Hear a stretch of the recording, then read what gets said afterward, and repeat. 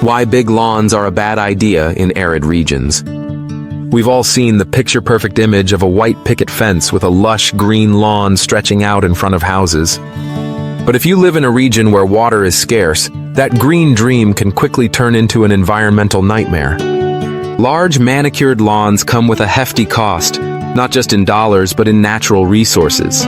Let's dive into why swapping your big lawn for something more sustainable is the smarter choice. A thirsty reality. Lawns are massive water users. According to the Environmental Protection Agency, outdoor irrigation accounts for about 30% of household water use in the U.S., with that number soaring to 70% in arid regions like the Southwest. In states like Arizona, Nevada, and California, where water is precious and droughts are common, this becomes a serious problem. Imagine using 10,000 gallons of water every year just to keep grass alive in an area where it doesn't naturally thrive. Environmental impacts. Biodiversity loss. Lawns are basically monocultures, meaning they're made up of just one type of grass.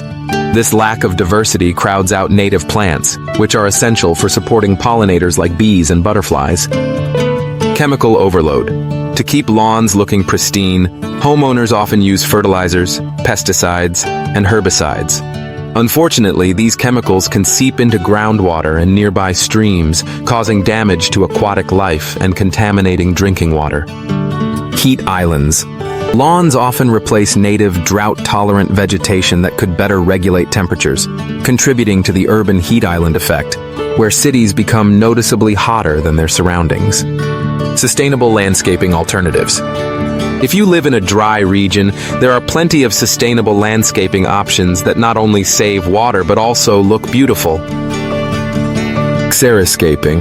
This landscaping technique uses drought-resistant plants like succulents, lavender, and sage. These plants are not only water-efficient but also low-maintenance and pollinator-friendly. Artificial turf. Not for everyone, but synthetic grass can completely eliminate the need for watering, mowing, or fertilizing, saving water and time. Rock gardens and native plants.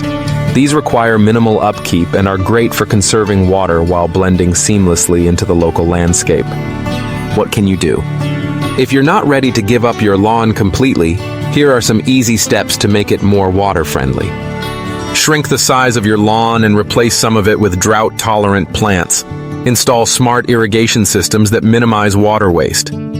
Educate yourself on native plants that are suitable for your area through resources like Plant Native. A big green lawn might symbolize status, but in areas with limited water, it's a drain on both resources and the environment. By switching to sustainable landscaping, you're not just saving water, you're helping create an eco-friendly, resilient space that's better for the planet. Who knows? You might even inspire your neighbors to make the change too.